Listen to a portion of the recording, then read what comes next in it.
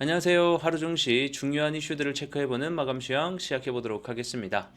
자, 이재명 후보가 AI와 관련돼서 100조 원 시대를 열겠다라고 발언하면서 오늘 또 시장에서는 AI 관련주들이 크게 상승이 나왔는데요. 자, 어떤 내용들이 나타났는지 그리고 이재명 후보의 정책들이 뭐가 있는지 좀 총 정리해보는 시간 오늘 좀 가져보도록 하겠고요.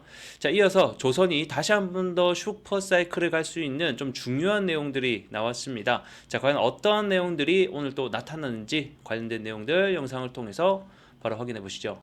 현재 시장에서는 조기 대선의 기대감으로 정책주들의 상승 랠리가 계속해서 이어지고 있습니다. 특히나 이 이재명 후보의 시장이 많이 좀 주목을 하고 있는 상황인데, 이 이재명이 오늘 또 AI 투자와 관련돼서 100조 원 시대를 열겠다라고 발언을 하면서 이 AI와 관련된 회사들 솔트룩스 그다음에 이스트소프트 관련주들의 상승이 돋보였습니다.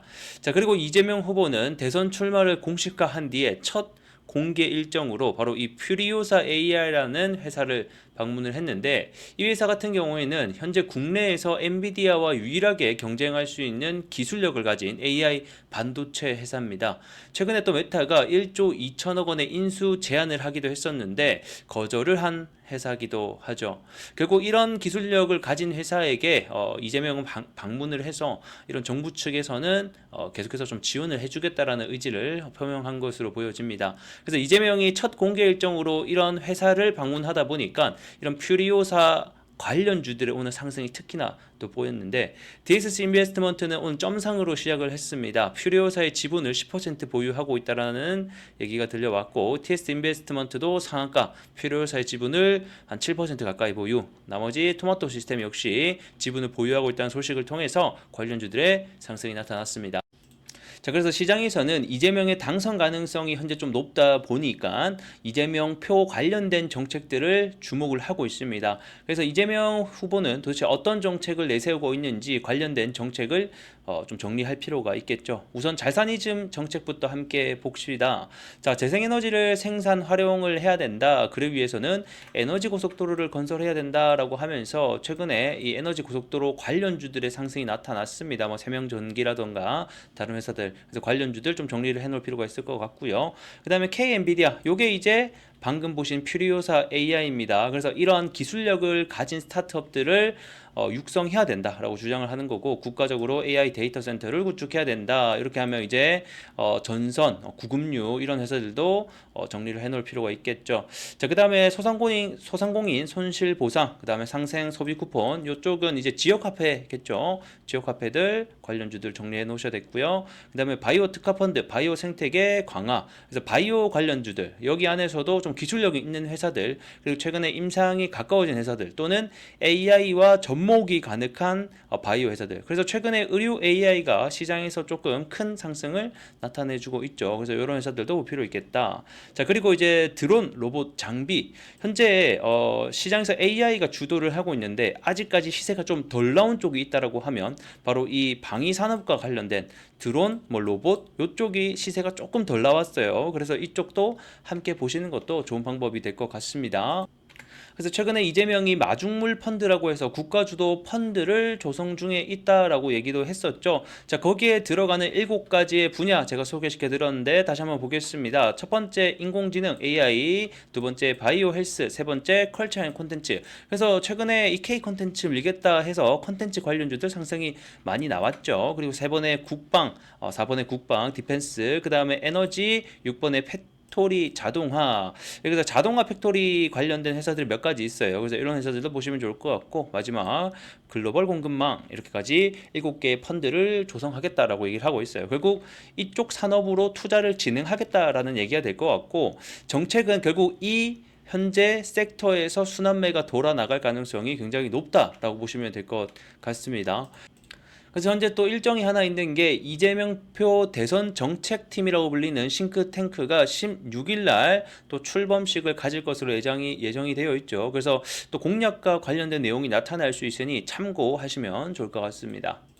자, 다음 내용으로 넘어가 보겠습니다. 조선이 다시 한 번 더 슈퍼사이클을 탈 수 있을 만한 중요한 내용이 나왔는데 어떤 내용이냐? 이 국제해사기구에서 2년간 끌었던 이 탄소 배출 가격 시스템을 드디어 의결했습니다. 자, 핵심 내용이 뭐냐? 27년부터 5,000톤 이상의 선박은 온실가스 배출을 규제하겠다라는 게 중요 내용입니다. 그래서 온실가스를 일정 이상 내뿜는 선박의 경우에는 그만큼 탄소 배출권 금액을 더 내라. 한 톤당 100달러에서 380달러로 더 부담하겠다. 이런 내용이 의결됐다라고 보시면 될 것 같고, 그러면 이게 어떻게 이어지냐? 지금까지 노후화된 선박 같은 경우에는 새로운 교체 선박 수요가 발생할 수 있으므로 조선의 수주와 슈퍼사이클이 다시 한 번 더 올 수 있는 중요한 대목이 될 것 같습니다.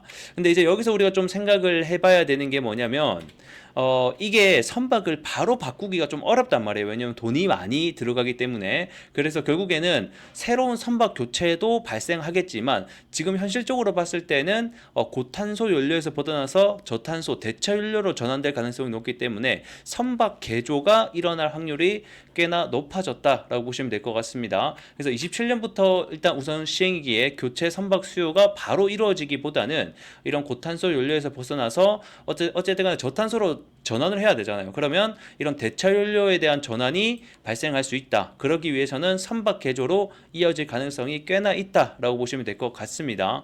자, 그러면 선박 개조에 필요한 것은 첫 번째는 엔진이겠고 두 번째는 이런 연료 저장 탱크 이런 게 변경이 될 수 있다. 그래서 그와 관련된 회사를 보게 되면 엔진 관련주들이 있죠. 그래서 현대 마린 엔진이 어제 그제 해서 최근에 52주 신고가를 또 써내고 있습니다. 그래서 이런 엔진 관련주들 보시면 또 좋을 것 같고, 그 다음에 저장 탱크 변경, 선박 개조와 관련된 회사들을 몇 가지 보게 되면 현대마린 솔루션이 있죠. 친환경 선박 관련해서 또 선두주자인 회사이기도 합니다.